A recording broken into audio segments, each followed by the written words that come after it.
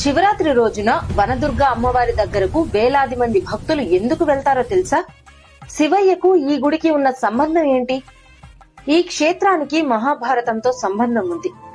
పరీక్షిత్ మహారాజు ఒక ఋషిని అవమానించగా పాము కాటుకే మరణించుగాక అనే శాపం పొందాడు.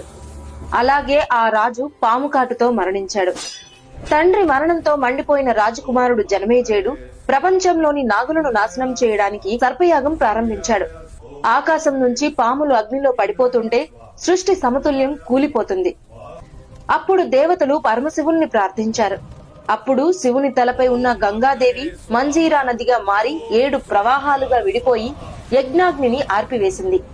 అందుకే ఈ ప్రదేశం పేరు ఏడుపాయలుగా ప్రసిద్ధి చెందింది. అందుకే ఇక్కడ శివుడు మరియు ఆదిశక్తులు వేరుకావని భక్తుల విశ్వాసం.